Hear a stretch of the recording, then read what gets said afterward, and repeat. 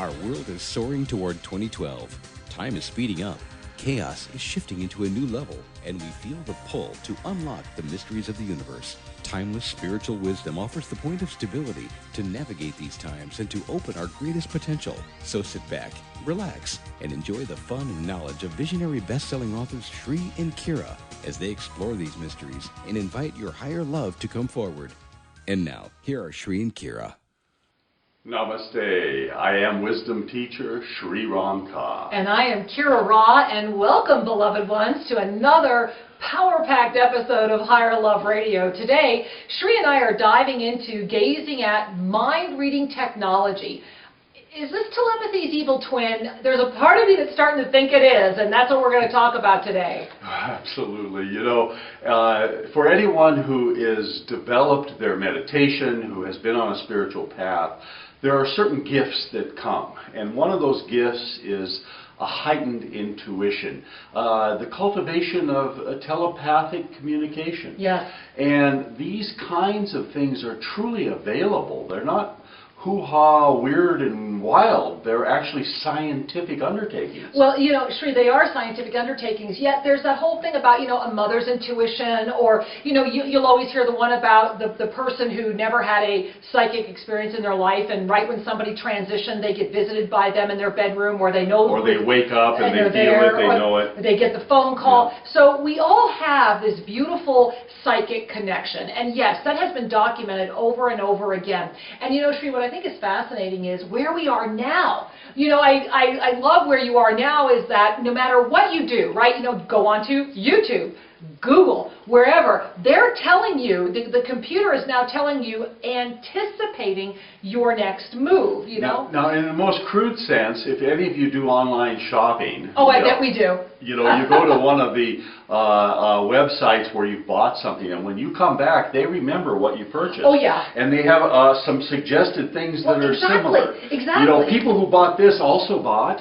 Right, but beyond that, you know, I think that was the early days of Amazon. That was the early days. Right, now it's you will buy based on the way that the technology is going. And I think what we want to do is, Shri and I want to look at, okay, we're going to go back to 1950, guys, when the MK Ultra project came in. We're going to talk about MK Ultra and what that really led to. And if you're not familiar with it, this is going to blow your mind away. And how we've been evolving. I also encourage you, go back and look at our Big Brother, Big Bother show, because this is all going around the same energy, which is saying, we don't trust you to make your decisions anymore. It's part of that group think process, which we've talked a lot about. And so where does it end, or where does it even begin? Is this the evil twin of telepathy? Oh, well, absolutely. We take a natural ability that we were hinting at the beginning, natural spiritual or psychic ability, and begin to apply science to it to the point that we can control it or extract it or refine it. Now, back in the 50s, there was, oh my goodness, there were cases of brainwashing, you know, of political prisoners. There's, many of you might remember the Patty Hearst thing, you know. Well, that wasn't the 50s, honey. That was later. That was later. And the U.S. government began to investigate mind-altering technologies and mind-control technologies. Well, let's talk about that. So for those of you that are already familiar with MK Ultra, indulge us a minute. I want to educate those of you that are listening that aren't. So check this out. Project MK Ultra was a covert human research program, and it was run by the good old CIA in the United States. Now here's what's fascinating. It began in the early 50s, was officially sanctioned. At one point this program had 6% of the entire budget of the CIA. That's really a significant number. It was sanctioned in 53, they kind of reduced it in 64, and finally in 73, not only did they end the program, but this is what I love, they went ahead and ordered, well, I guess it was in 75, they ordered every single file they could get their hands on destroyed. Now, they wanted to clean up their tracks. And to really clean it up, because remember, this was the program. You know, those of you that have ever watched Men Who Stare at Goats, is that it? Men Who Stare at Goats. Men Who Stare at Goats, love that movie. Go watch it again. It really is a fabulous movie. The Manchurian Candidate. Right. And, you know, what's wonderful is that all of these movies, like at the beginning of Men Who Stare at Goats, it clearly says, more of this is real than you would want to believe or than you would believe. And the reason I'm mentioning it is it all ties into this program. What was happening was that they were finding ways through using the mind at that point, and that's the piece I want to talk about. At that point, here's the irony. They were just using the mind. They weren't using computers. Right. Right? They were Right. still using human beings to do this technology. But let's stay at this and look at it factually. The human mind is an amazing supercomputer that is controlling biological functions and has capacities that we don't fully understand. Exactly. Now, given what was going on politically and socially coming out of the Great War. Well, and this was McCarthyism, right? Well, we have the whole communist all of thing this going stuff on started overlapping. Right. We're in the 50s, we're in the Cold War, and what's happening is that the government in the USA is seeking to have early warning, they're seeking to control, the CIA is doing its mischief in emerging countries, And they're afraid fear. of dictatorships, you know, Right? et cetera. This is when fear started once again becoming, fear is now huge on the planet, but you can see where the fear factor was really starting to be embedded into the psyche and the consciousness of the planet. And so some of these documents that were destroyed, they later found a few that corroborate what I'm about to say. The government was studying chemicals such as LSD to see whether they could either disable somebody to make them age prematurely, to make them go crazy, or whether they could accelerate learning and photographic memory capability. Right. They were looking at chemicals that would create heart attacks. They were looking at chemicals that would create a super adrenaline strength. They were researching all kinds of distortions of our capacity in order to promote or protect their own agenda. Right. And of course, all of this was kept secret from the public. Well, and this is something that I want to share too, is that I'm reading actually from, if you go to Wikipedia and just look up Project MK Ultra, there's a lot of information. And one of the things that I want to mention, because I think what you're saying right now is really important to quote, is it says that basically this project was to develop mind-controlling drugs for use against the Soviet bloc, largely in response to alleged Soviet, Chinese, and North Korean use of mind control techniques. And this is what's so powerful, is they were saying that the the CIA wanted to use similar methods, and that they were also interested in being able to manipulate foreign leaders with these techniques, including they were thinking, well, maybe Castro, and that these experiments were often conducted without anyone's knowledge or consent, and that's probably why they tried to destroy as many documents as they could. Yet, ironically, they did find 20,000 non-destroyed documents, which have largely been declassified. But I think what's important is that they were really looking for a way to take telepathy, to take a known human component of energy and manipulate it, and of course the easy way was to inject drugs into it. Well, drugs was where they started. And this was the start. Because it's something, it's more tangible. Right. In many ways it's more crude. Lots of side effects, lots of undesired things that happen. And that moved into a more subtle form of technology called remote viewing. And remote viewing is what Men Who Stare at Goats was all about. Now, the program for remote viewing, the intention was to be able to project consciousness anywhere, to whether it is in another person's brain in order to extract information, or whether it is to look for hidden weapons or hidden technologies, whatever the consciousness could perceive. If the physical person was there, the theory is that you could project your awareness to that place. Now, can we chat about that for a second? The reason I want to chat about this for a second is this. Okay, and truly, if you've not watched Men Who Stare at Goats in a while, go watch it again, even if it's just to listen to the great music from Boston, but go listen to it again.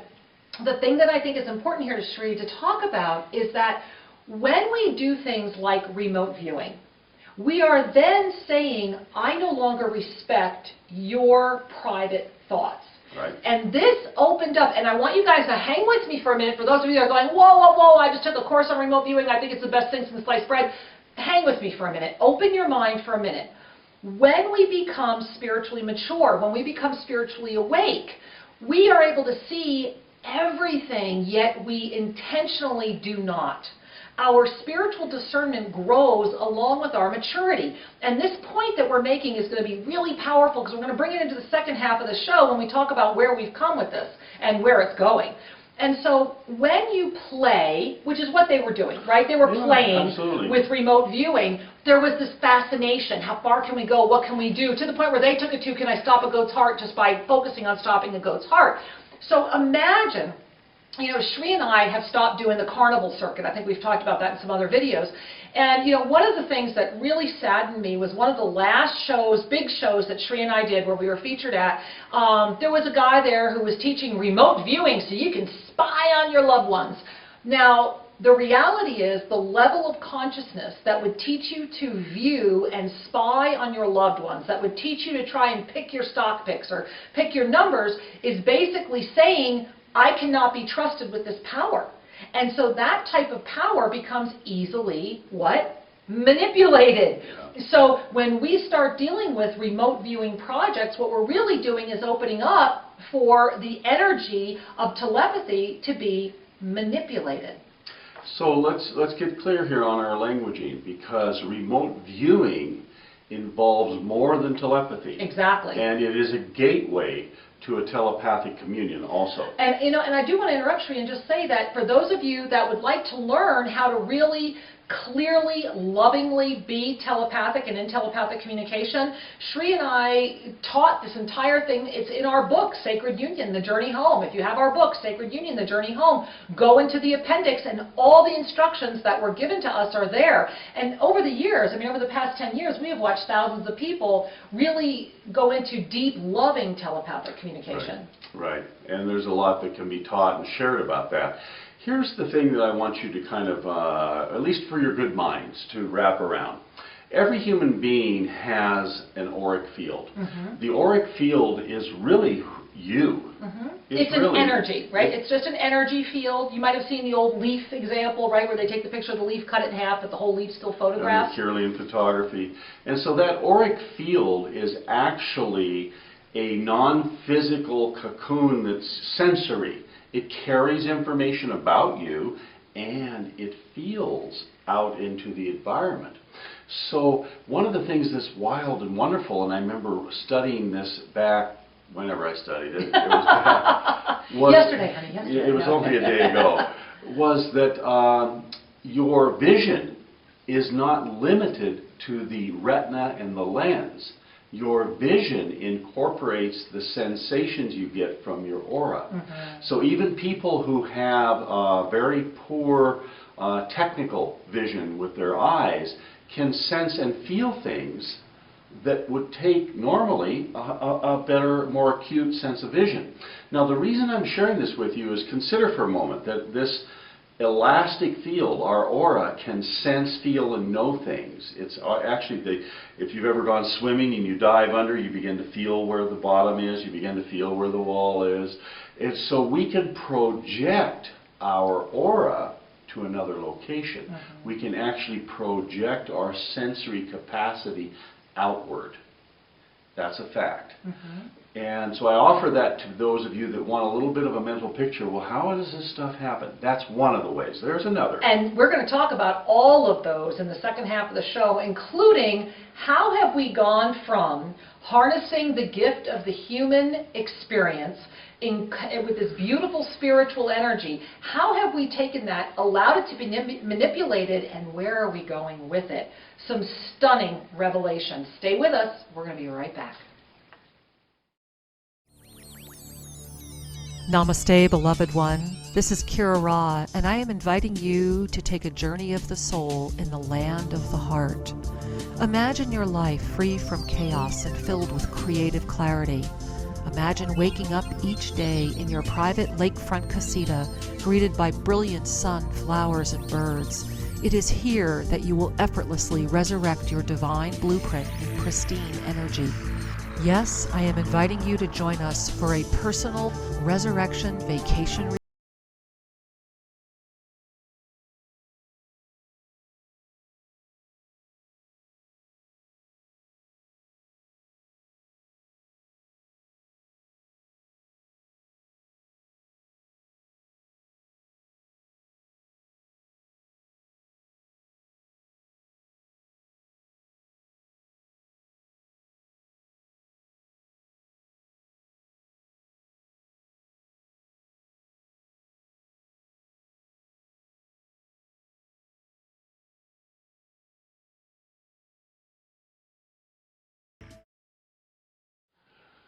Welcome back. We're glad you're with us. And boy, are we exploring a Woo! wondrous topic. We a really dynamite are, topic. you know, mind-blowing, or well, I guess it is. Mind expanding. Very much so. You know, mind-reading technology is this telepathy's evil twin. And we were diving strong into that in the first half of the show, and we have a lot more to go. Just to recap, you know, we were talking about how Project MKUltra, starting in the 50s, ending in the 70s, lots of destroyed information.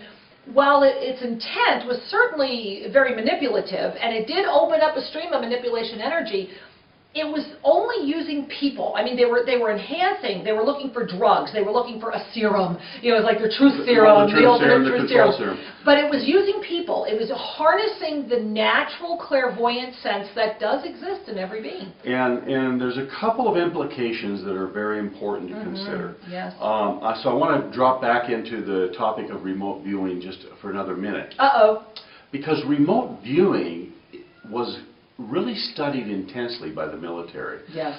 Back in the 90s, I went to a remote viewing class with an ex-military instructor. This was one of the people that taught this while he was in the service. And these remote viewing classes actually, I think, became fairly popular in the kind of the New Age Expo circuit. I mean, I'm sure a lot of you watching have taken them, which is why I want you to just kind of breathe and open your paradigms while you're listening to us. And so the piece I want to share from firsthand experience is the techniques that they teach have usefulness, meaning they do work. They are a systematic approach to peeling back the veil, to reaching out beyond linear or real close connection and going further. And what I discovered during the class is I was able to see things that were hidden in envelopes and to feel and sense an environment where when I couldn't see it, I could describe what it felt like to the person who was there. And this was all very revelatory to me because I didn't appreciate the degree to which the military had gone and had refined the capacity to reach into someone else's world, to interfere with someone else's domain, and to disrespect the sovereignty. Well, then, but here's the upside. There's always an upside, right? What it did do for you, and what it's done for a lot of you, I'm sure, was help you recognize that every one of us has the ability to do this, but you have to be trained. Because we have forgotten our intuitive nature. Well, and here's the thing. With training, yes, exactly. we can do that. However, for a spiritual gift to be mechanized and used for a manipulative purpose disconnects us from the number one spiritual gift, which is our own ascended heart energy. Exactly. Because the heart understands the morality of harmony, of mutual respect, of balance in the world.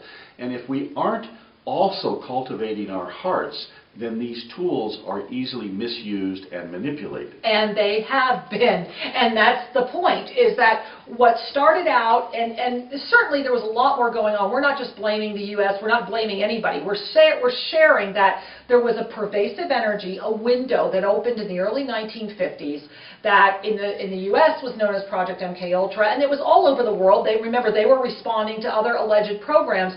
And what it did was, it sent, when we are, as Sri mentioned, when we look at our energy, when we look at that auric field energy, we collectively create an energy. And we've done a lot of shows on this. Go watch our other shows, right? You know, if you're at YouTube, go in the playlist for Higher Love and start watching the shows. And what you'll notice is that humanity has basically set the direction that has brought us where we are today, which does mean we have the power to course correct. Because where we've gone, Sri, is what I want to talk about next. Yeah. And so once we begin to understand that we can project our thoughts, then there's the next thing of monitoring how the brain is functioning while these things are happening. Exactly. Which leads us to the capacity to read an area of the cerebral cortex, to actually put a little sensor on the skull. And that sensor is reading or receiving the electrical impulses of the brain in instant time and can be used to control something. And it is. So what's happened is, now on a very surfacey level, I think we all went through a few months ago or whenever it was that everybody was warned, right? Google is changing. You know, we're now going to be caching everything there is about you for your convenience. And we're going to be analyzing your preferences and what you like. I think now if you go to Domino's Pizza, they're like, we see that you like this, you know, whatever. So the reality is we are being given a choice. Because when we start allowing a artificial intelligence, when we let an AI determine our choices, we ourselves become mechanistic and lose the ability for our own natural flow. It's easy to be able to let a computer come up and say, based on what you've been watching, you want to watch this next. You know, it's very HAL to me. You know, it's very 2001 Space Odyssey. It's like, yes, HAL. And I think we have Siri. So the key is, where do you want to place your attention? It's great to have these advances that can assist us with our day-to-day life. What is the screaming question at the moment, what humanity is crying for and may not even realize is, where do we allow the balance to continue? You know, for example, there's been some wonderful advances like in medical technology, right? You know, for example, I've got a great article here on a breakthrough in medical technology where, you know, scientists have been able to literally assist people who have lost all motor skills and can't speak. Just by thinking, they can control robotic devices that can offer feeding them and help them be much more independent. Well, certainly that's a beautiful application of this technology. Right. So this technology of monitoring which areas of the brain fire or elicit impulses is a way of controlling the machine. That's a very crude example of where it's headed, right. But it gives you an idea of what is being studied. The other thing that's important to recognize is that we are it, meaning that what we're doing as a collective is coming back to us through the hologram, back to us through the mirror of our environment. So to the extent that we disrespect nature, nature fails to nourish us. You know, we're having failing water and ecosystems, well, etc. and look at the weather patterns. I mean, at this point, it's just, no one can deny things are different. To the extent that we disrespect the sovereignty of other beings and we interfere and we intrude, then we cultivate a reaction back toward us. A cycle of drama that keeps repeating itself. And you're seeing that on the political scene and the so-called terrorist. Fascinating, Sheree. Yeah, some of those therapists are pretty terrifying. Yeah, I think so. And we're seeing how this grand experience of being alive has these mirror pulses. And so what it leads us to is the recognition that while we can use the mind to justify a technology, we have to use the heart to understand whether that's a good use of our energy and resources. Well, and you hit it, because the reality is it's mind-reading technology. It's artificial intelligence. Nowhere does it say heart-reading technology or artificial heart experience. Or holistic experience. And so when it becomes 100% focused on rational, logical conclusion, consider that all of this mind-reading technology is still a mechanistic, right? It's a computer, it's a program, it's a piece of technology that does not have emotions. It does not have an alma, a soul. It does not have the energy of this expansive, infinite expression, although goodness knows we're trying to give it to it. And so the reality is that when we turn over that blessing, that gift of who we are to an artificial intelligence, to a machine, we become machines. And, you know, we talked about this a lot with, you know, the Kurzweil film, Transcendent Man, about his belief that in order for humanity to exist, we will have to literally blend with computers and put them in our brains. Well, we're basically allowing that to happen. And this is why we're sharing, is this telepathy's evil twin. Because telepathy's evil twin says, don't worry about it, I'll do it for you.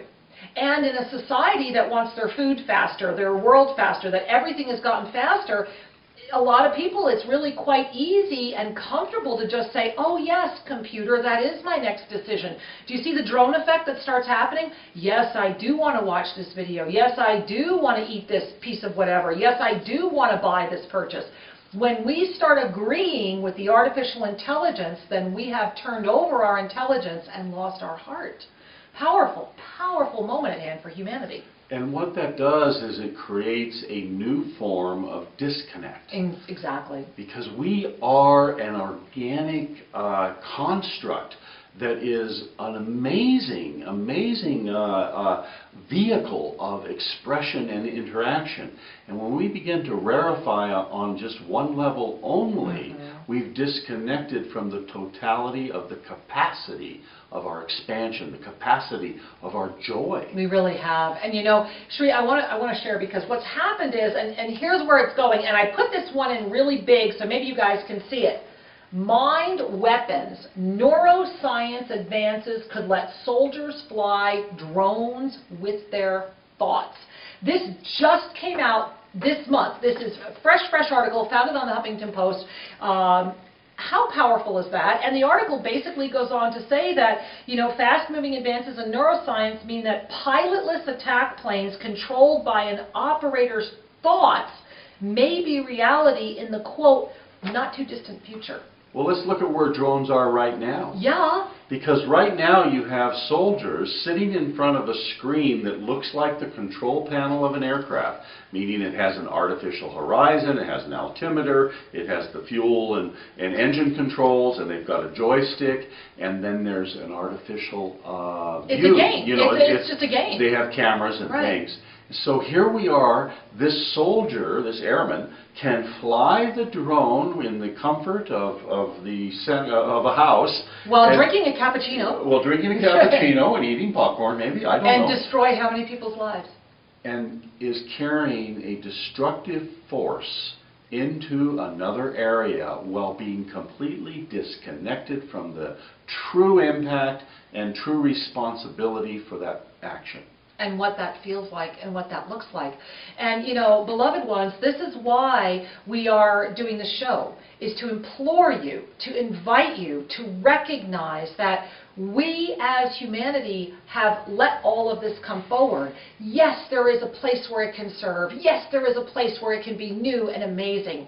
And when we start letting the thoughts of soldiers control drones, and this is, the reality of this is very, very close, we're then at the mercy of where this person's thoughts are. That's right. And that's an important gift. We're at the mercy of a reality, a mental, a cosmic reality that would allow such an activity to be approved. So consider for a moment this. I'm not talking morality. No. I'm talking about a reality where it's one believes, well, if my way is right, they deserve to die. Because that's really what it's saying. That my way is correct, my needs are superior, therefore I can drop a bomb on somebody else because I perceive them to be a threat. That's a level of consciousness, it's a level of worldview that does not include you. Well, and did you ever have a bad day? You ever have a bad day think about and that. have your finger on the You ever button? have a bad day and your mind is controlling some other piece of equipment? You know, when we look at the greatest wisdom keepers that are recorded in history, the greatest thinkers that are recorded in history, seldom carried large weapons. But they carried large hearts.